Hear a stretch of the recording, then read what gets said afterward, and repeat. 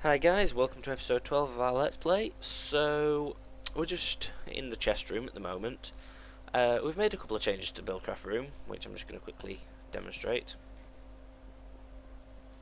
A few more engines are on, a few more of these are on. We're making some iron chipsets, which funnily enough I've almost finished, Danny, so I don't know what else we'll need. I'm hoping you'll handle that. So, as you can see, Danny's put some landmarks all over the place that are dissecting various chunks of the house. At the moment, they're just in this room, but yeah, Yeah. It's not completely they random, it has a purpose. It is, well, it was to help build this room, and oh crap, mobs have spawned down here.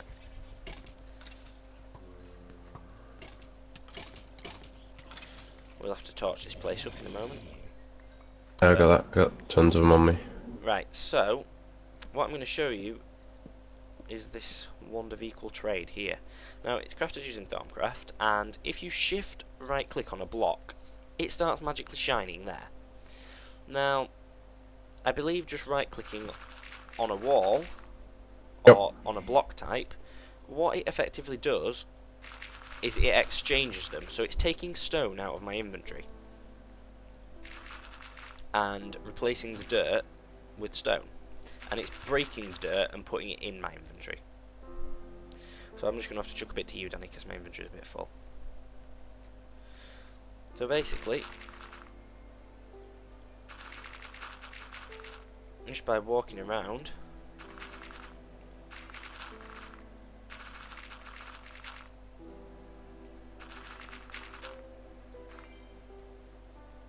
oops, no stone. But as you can see, I'm very rapidly transforming all of down there into stone. And at some point off camera, I'm going to go and do all the house and just replace all this cobble with stone and make it look nicer. But I'll do that off cam because it isn't all that interesting. So you're probably thinking, why is there a cave underneath the house all of a sudden? And basically it's because we're planning on working on logistics. So this room is going to be... oh, I'm out. Bloody hell, I'm out again. Really? Yeah, so this room's going to be for sort of actually putting the piping in so that it's all nicely below ground and not disrupting anything. And it's also going to be to put some machines in and some auto crafting tables in.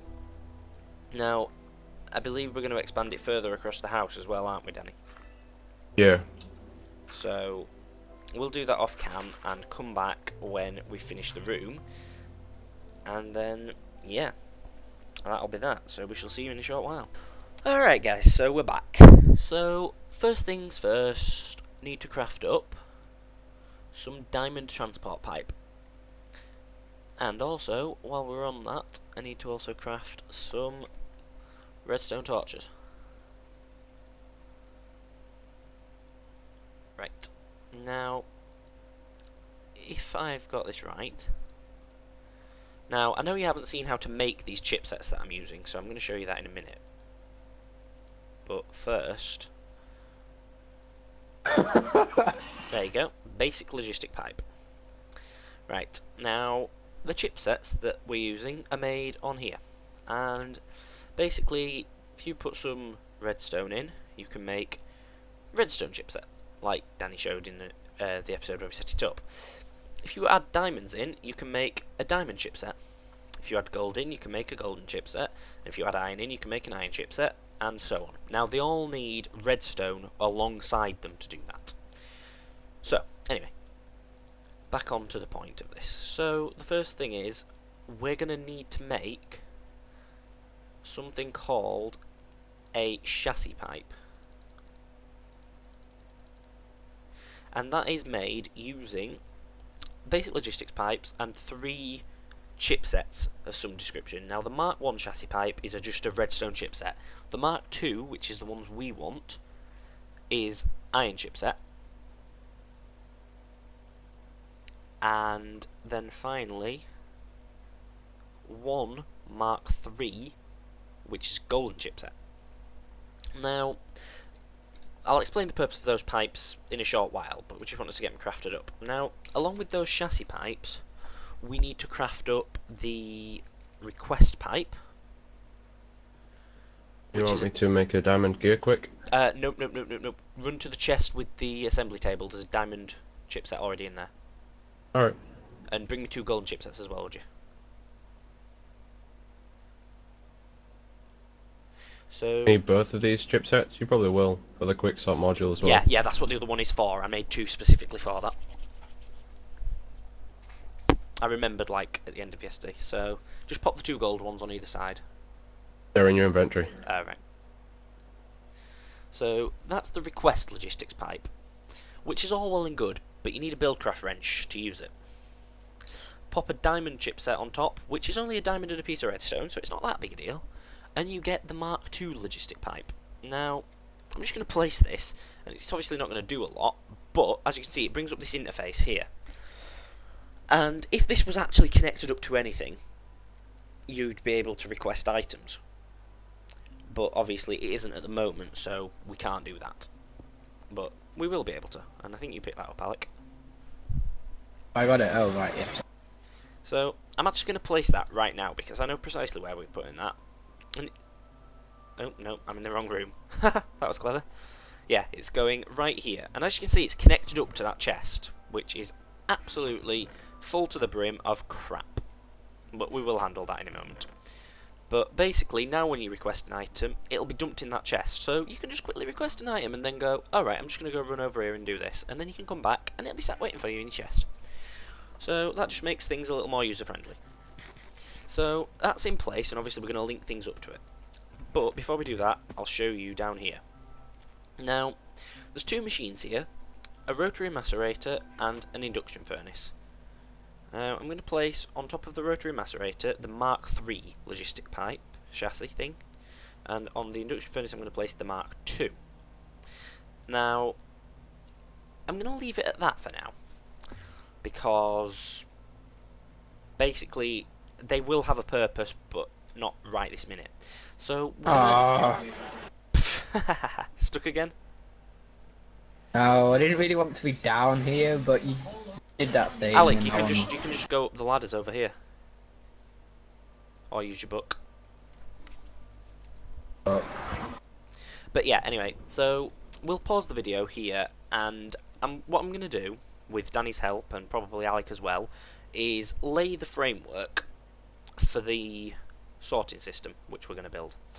And then we'll come back when we need to place the power junction. All we're going to actually place down is just regular old stone transport pipe, and then we'll put the logistics pipes in where they fit. But you don't really want to sit and watch us lay a load of pipe and work out the best routes and all that. So we're not going to do that on camera because it's boring. So we shall see. Alright, so we've laid some various piping around and got everything in an appropriate position.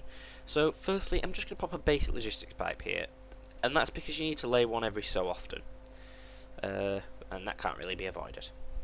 Now, I'm also going to pop a chassis pipe there, and a logistic pipe will go under it, but not yet, because we need to access that. Now, again, that needs to be a logistics pipe, this time because it's a junction. If it's not straight ahead, so like, if there's, say, three pipes meeting at the same place, you need a logistics pipe. And that's the basic rule of thumb. So, if I just quickly go here, I'm going to pop that there as a logistics pipe, and as you can see now, a couple of connections have been made. They've gone green. Now, I'm not 100% sure what they've actually connected to. All I can assume is that it's detected another logistics pipe somewhere and decided to accept its existence. But we'll query that later on. So now, under each chest, I'm just going to place the chassis pipe.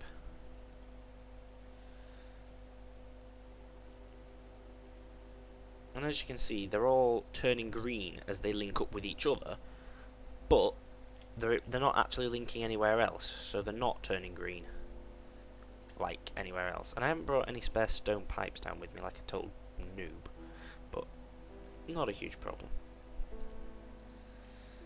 So just putting one underneath each and every chest. You'll see why in a minute. But first, I'm going to just break this pipe here and pop a basic pipe in as well. And also, way up at this end, need to put a basic pipe here. Now you can see everything's started to go green. That's because they've started to link up. Now obviously here nothing's linking because there's a pipe missing. Same all the way down here, nothing's linking up. But that will be sorted soon. So, oh hello, Danny's appeared back. Danny and Alec went off mining to grab ores for another little part. But first, we need to craft something to put in those chassis pipes. So here you can see the recipe for blank module. And if I just take them all very, very slowly. There we go. So that's a nice large amount of blank modules. Now the first thing I'm going to craft up is the polymorphic item sink, which is orange dye, redstone and iron chipset. And we're going to need 18 of them. So I'll put the iron chipsets on.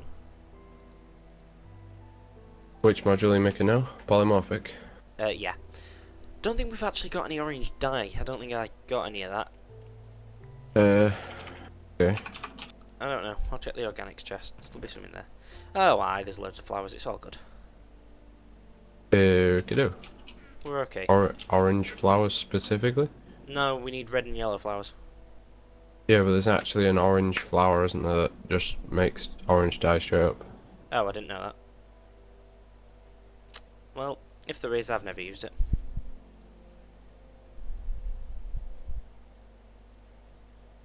Oh god. It's added in by one of the mods. I can't remember which one. With way too much here, I think.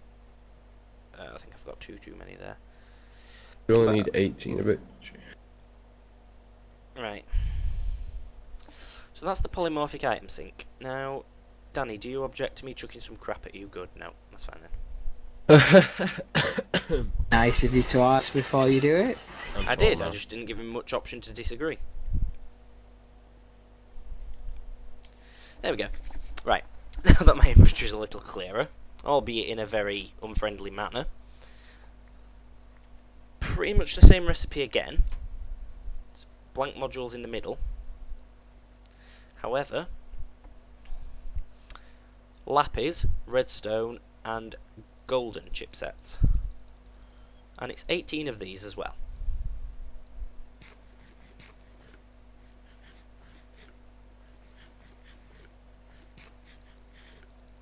And you can just hear Alec munching away on some food there. Or Danny, somebody. Someone was munching. It was Alec. Enjoying a lovely carrot. Right. I like carrots.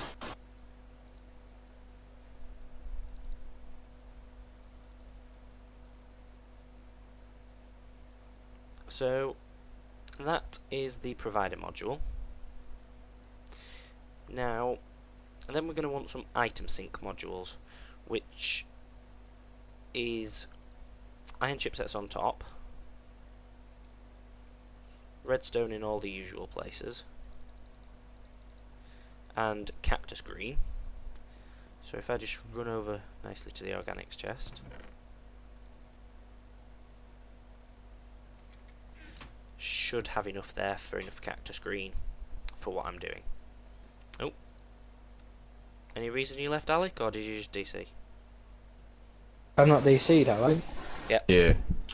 Oh, well, according to my computer. Oh, right, now it's working. There we go. That's a bit weird. Right, anyway. So, this is the item sync. Now, there's also the quicksort module somewhere, which is a diamond chipset and lapis again. We'll make one of those. And then finally, there's the extractor module, which is iron, lapis, redstone. So,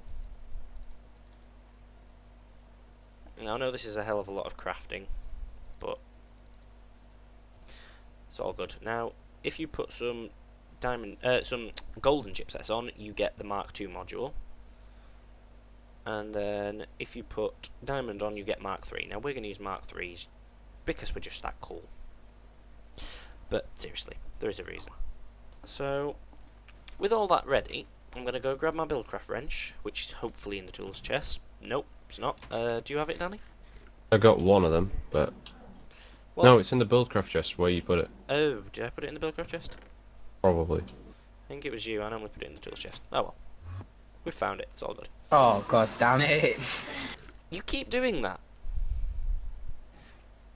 Oh. Right, anyway, so if I right click on this chassis pipe, you'll see here some little greyed out modules. So as you can probably guess, you put your modules in there. So I've put 2 item sync modules and an extractor module in here. And if I click extractor, it says here extract orientation default. You know what, Dan?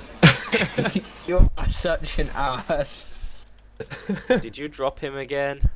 Sorry, it was. Bye bye, Daniel.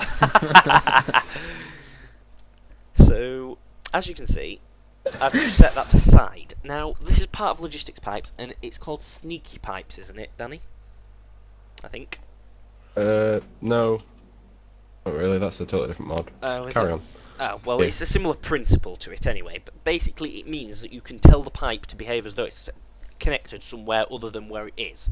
So even though it's on the top, it'll behave as though it's from the side. So obviously, from the side, it'll extract the outputs, which is what we want. Now, you can see here, item sync module. Now, default route we want to be set to no, and the requested items is going to be full of ores. I don't know if Danny's going to maybe do that now. Yeah, Now, I'm it doesn't just actually making take space. an ore, you just click on it and it makes sort of a ghost image of the ore. But what that basically is saying is that we want the ore to go here. So whenever, I believe, yep, gold ore there, whenever gold ore gets pulled into the system, this pipe's going to go, hey up mate, bring that over here. So that's obviously going to come over here, and it's going to get put into the macerator, and then the extractor module is going to extract it from the side. Now the reason there's 2 is because we've got so many different types of ore, we're going to need more than one. So there's not really much more to say about that. That's what it is, that's how it works. So Danny's going to slowly fill that up with all the ores we've got, and as you can see he's filled the first one and he's on to the second.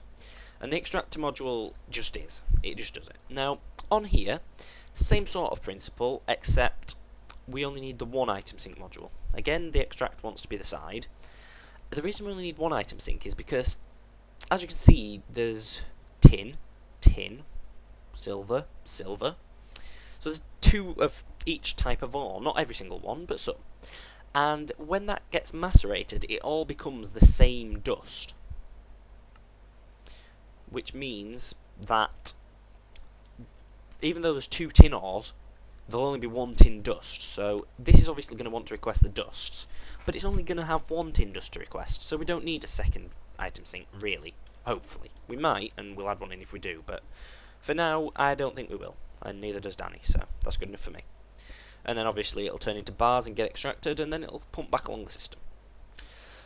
So then, what is with the portals all over, Alec? So this What? is, there's portals everywhere, they're all over the place. Yeah, I know. So this is the There's only input chest. 2. Well, yeah, I know that, but it's in a weird place. Anyway, never mind. So this is the input chest. So this is where the quicksort module is going to go. Now there's no interface on the quicksort module, but all that literally does is it pulls everything out of that chest. It'll just pull it out and try and send it on its way. And the system handles it and routes it to wherever is appropriate. So if it pulls out an ore, it'll send it down to the macerator. And we're obviously going to set various rules for what to put where. Now, we also want an item sync in here, and on this we want default route, yes. Now, what the default route basically is... Careful. Oh, see, that's why I don't like it being there. It's the logistics network's way of saying, I'm not really sure what to do with this, so where do I put it? And it'll put it to the default route. So basically, the default route is the lowest priority, which basically means if anything else anywhere at all wants that item, it'll go there. But if nothing wants it, and it can't find anywhere that's asking for that item, then it'll say, oh, I'm not sure where to go, and the default route will go, okay, then you come over here, you just come to me, that's fine. So that's what will happen. Any items that it doesn't know what to do with will just basically get pulled straight back into the input chest. So if there's anything sat in the input chest, we'll know we need to give it a home. Yep. And that's basically the point. Now, this is just a regular chest, and I think it's the food chest, but I don't know. But it doesn't really matter. So we're going to put a polymorphic item sync in. And that's almost the same as the item sync module. The difference is it doesn't have an interface, because rather than you telling it what it wants, it goes, is there something in this chest? Yes. What's in this chest? This is. That's what I'll request. So, in the food chest, there's all the different food types. So, if a piece of food ends up in the system, then the polymorphic item sync will recognise that there's food, and it'll know that it has it in its chest, and it'll go, oh, over here.